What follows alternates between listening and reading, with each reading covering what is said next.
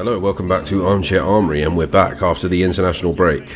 I think that's going to be a thing I'm going to be doing, to be honest, like just taking a break from recording. I mean, I know that like the rule is with YouTube and with doing this kind of thing in general is that you've got to keep it up and all that kind of stuff, but I just feel like there's not enough to talk about in between matches, to be honest. But anyway, so we're back again. Monday Night Football against Crystal Palace at Selhurst Park, and the run-in starts here.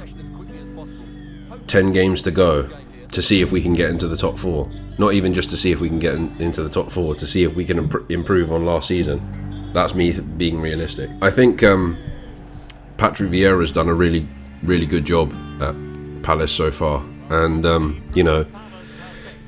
they gave us a game at the Emirates. They nearly got out of North London with the win. So yeah, like it's going to be difficult regardless. I think we've got a good chance because we've been playing well recently. Despite the loss to Liverpool, we managed to get out of dodge with the 1-0 win over Aston Villa. So we go into this with still a little bit of momentum, and yeah, I think we've got a good chance. It's just that Palace don't not put up a fight, put it that way. And as I said just previously, like Vieira's done a really good job with them so far, and they've got players that can do damage. They're currently sitting in 12th. Their last result was that really impressive draw against Manchester City. They held them to a 0-0 draw, and I think that was at Selhurst Park as well. So yeah, I think they're dangerous, and it's not a team we should take lightly. I mean, the simulation just shows that. But then again, I hadn't played FIFA for about... I mean, FIFA doesn't reflect real life, obviously, but like I hadn't played it for about 2-3 weeks, something like that. So I was getting back into the swing of things, and yeah, so I lost again. I was looking at my win ratio, and if I was actually Arsenal manager, I would have been sacked by now, which is crazy. It just goes to show how crap at FIFA I am. But yeah, it's pretty good to hear as well that Arteta's been nominated for Manager of the Month yet again. I know there'll be some people out there that will think that it's pointless, it's a Poxy award and stuff like that, but I think it shows he's won it twice this season. I think it's twice, maybe 3 times, I'm not sure, but he's won it more than once anyway. And it just goes to show, like I've said, like I think there is something happening. And whether he's going to be the guy to push us forward in 2-3 years' time, who knows? But at the moment, whatever he's doing seems to be working. And it will be disappointing. It will be a little bit disappointing even for me that doesn't think we're going to get top 4 if we don't. But even if we finish 5th, I'll be like, he's at least broken even. He's at least taken us back to like pushing on the ceiling, and we're playing better. We're more enjoyable to watch, if that makes any sense. Palace is going to be difficult.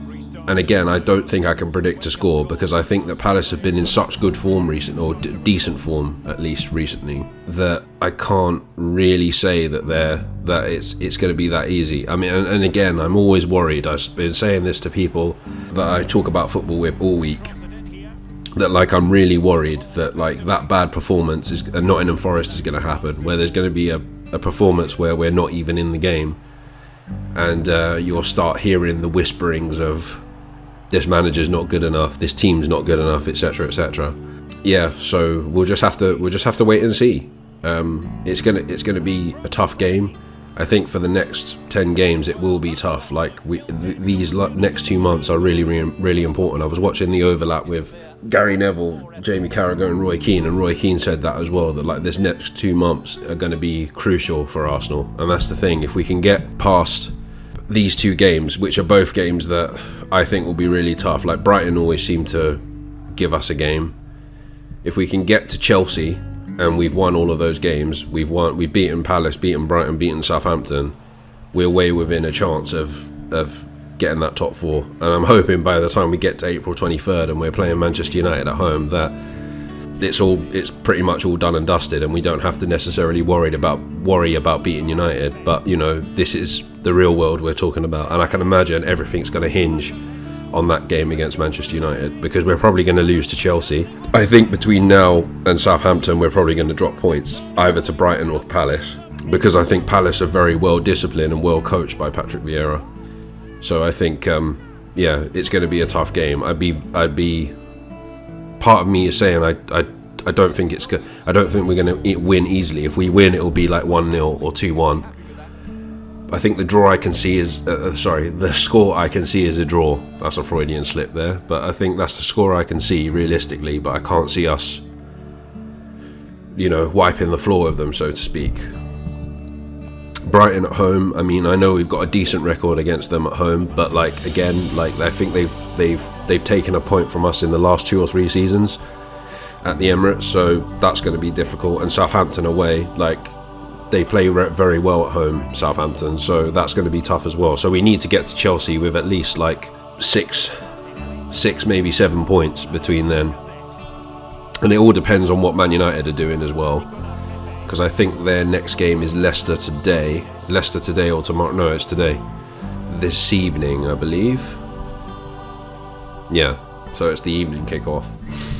So I can't see them not winning that, to be honest, because Leicester have been poor this season. So we'll just have to wait and see. Then Spurs have Newcastle at home tomorrow, so we'll just have to wait and see. I think it's going to go down to the wire, as I've said, and I still stand by what I'm saying. I know that it's not what a lot of Arsenal fans want to hear, but personally I think when it comes down to it, both Spurs and United have players, better individual players that can change a game out of nowhere, and that's where I think it's going to come down to, that the individual quality is going to get Man United or Spurs into the top 4. Unfortunately, I think we'll finish 5th. That's my prediction. My prediction is we'll probably finish 5th. I hope I'm wrong, but that's just me trying to be realistic about things. As I say, I'm not gonna predict the score, because I don't necessarily know where it's going to go. I can't see the rain, and it's always hard to predict after an international break. Oh, that was something to bring up, I suppose. The World Cup draw got announced. The controversial World Cup in Qatar that is still going ahead. The draw came out. When was it? On Friday, I think. I think it was yesterday. And to be honest, I wasn't really that impressed. I wasn't really that impressed with the groups, to be honest. With the teams that have qualified, there seems to be a lot of kind of average to lower average footballing countries that have qualified. But England have been drawn with Iran, the United States, and they'll either play, I think, Scotland, Wales, or Ukraine, depending on who qualifies from the UEFA playoff positions. And all 3 of those teams are all, from a political standpoint, are all going to ruffle some feathers. But yeah, it should be interesting. It's the first time we've ever had a World Cup in the winter, just because Qatar is flick hot. So that will be interesting too. But yeah, let's see what happens. I'll obviously be supporting England. Nigeria didn't make it, unfortunately. They lost out to Ghana, and apparently there was a pitch invasion after their playoff. And so Ghana have been drawn with Portugal, Uruguay, and South Korea in Group H. Yeah, looking at the groups, I think it's easy to look at the group and say this is who's going to get through. But in past World Cups and Euros, it's been really shocking about how teams that you expect to go through don't go through. You never know. Qatar might be amazing. They might, because they're at home, they might have that first game with Ecuador on the 21st of November, and they might win. You would probably expect Ecuador to win, but they might win that 4-0 or something. You don't know. But yeah, so that was the news. I don't expect. I'm already seeing people doing videos saying, can England win the World Cup? No, they probably won't win the World Cup. I think they're joint favourites at the moment with Brazil or Argentina, I can't remember. But yeah, I don't think they will. We're not used to that sort of climate. Even though it's not going to be as hot, it's still going to be hot. And when we come up against France or Brazil or Spain or someone like that, or even Belgium, and we don't play well against Belgium, I think it's gonna come down to it. Who knows? It will be insane. If I see England win a World Cup in my lifetime, it will be insane. Like it's something I never expected because I'm so used to England failing. And even though yes, we got to a semi-final and a final in the last two major tournaments, that's still in the back of my mind. It's similar to Arsenal in a sense, but Arsenal more in the last 10, 18 years. That you just think eventually we'll have Cup. It's always the way. Alright, I've been talking for a bit longer than I expected to, but anyway, I'll leave it there. So back to the Palace game. Yeah, I'm not going to predict a score. I think it's going to... If I'm thinking logically, I think it will probably be a draw. I think they'll hold us to... They'll frustrate us and hold us, I think. I just hope that if the result doesn't go our way, that like the fans don't have a meltdown, because things have been good for the past 2 or 3 months. You know, I know that there's going to be, you know, YouTubing fans out there, one in particular that's going to use this, if we do drop points, use this as an excuse to say, see, I was right all along. But it's one game, you know, we've still got time, depending on the results over the weekend, we've still got plenty of time to make it up. So let's see what happens. Right, I'm going to leave it there. Take care and stay safe.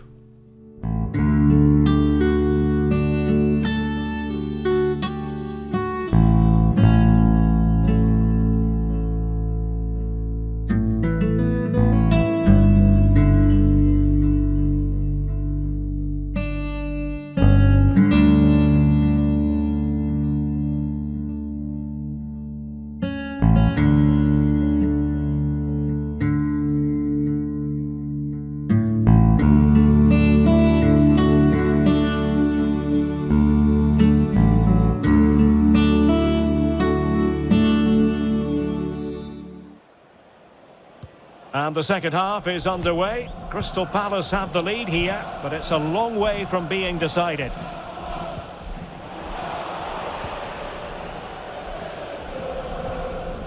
Martin Ødegaard. Possession one. Well, it looked highly promising, but they got nothing out of it.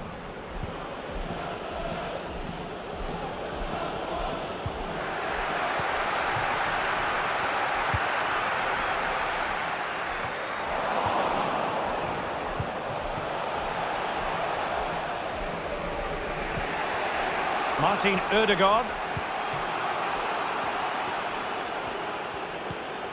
Cedric. Untidy on the ball.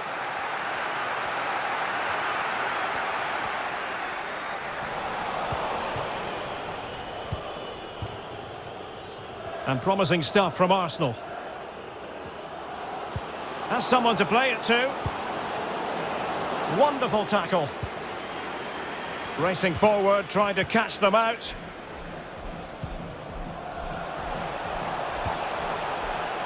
Odsonne Edouard. Giving it a try. Oh, the crossbar is still reverberating. Well, that would certainly have put them in a great position. But with only a one-goal lead, they're never going to be able to relax. Lacazette. Nicely timed tackle.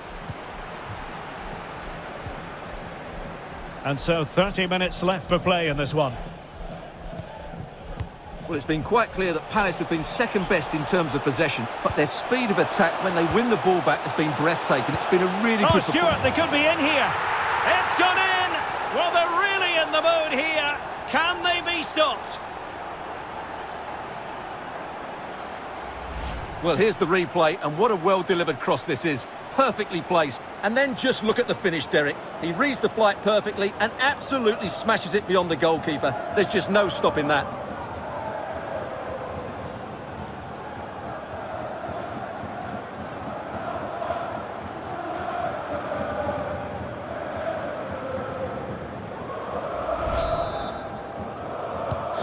No shortage of goals in this match. 3-1.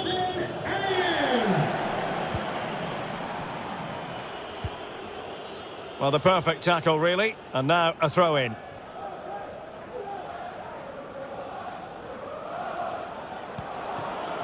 Martin Ødegaard. Well, timed his challenge magnificently. Possession lost by Palace. Gabriel Martinelli. Well, the ball lost here.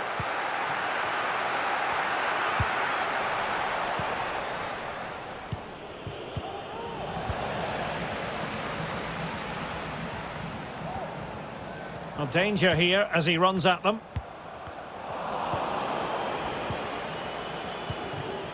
Well, we have 20 minutes left in this game. An encouraging Arsenal move. Partey. Xhaka with it. Martinelli. No problems for the keeper.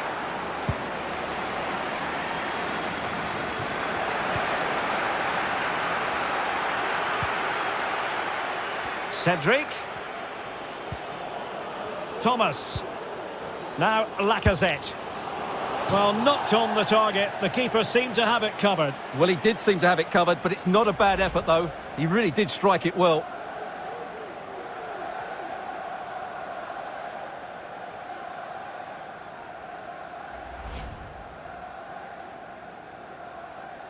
Substitution time it is here. Number 15, Jeffrey Schlupp, to be replaced by number 4, Luka Milivojevic.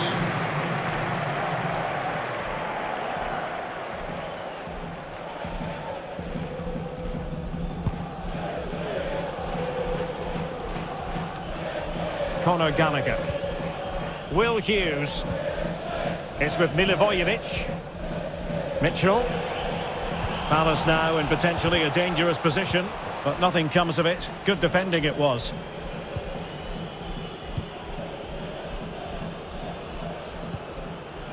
Lacazette.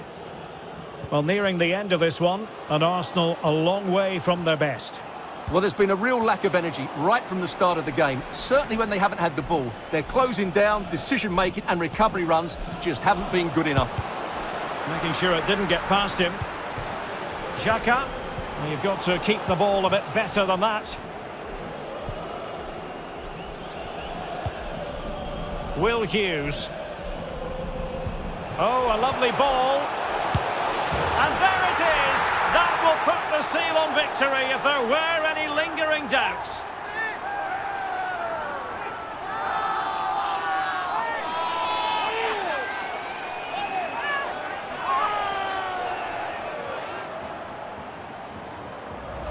Well, let's see this again. This is counter-attacking football at its very best. And his movement's so clever. Once he gets onto it, there's only one thought in his head. Smash it as hard as possible. What a good goal.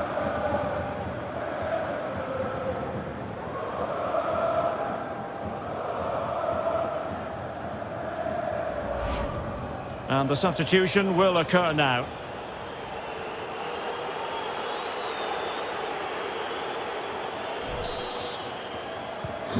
Goals in plentiful supply. 4-1 currently.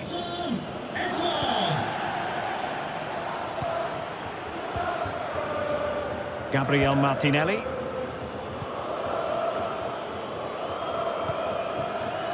Now with Pepe.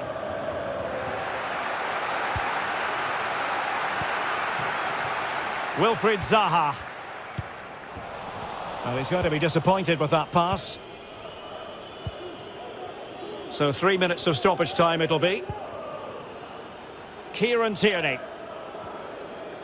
A chance to whip it in. Well, they pulled one back, but perhaps a bit too late in this contest. They haven't been at the races this evening.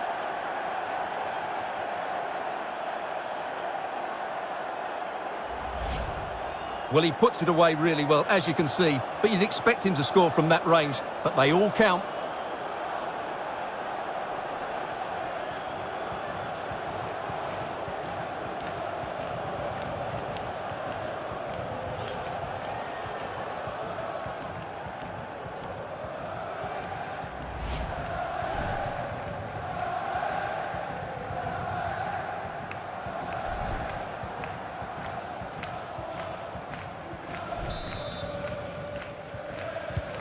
So the current scoreline, 4-2.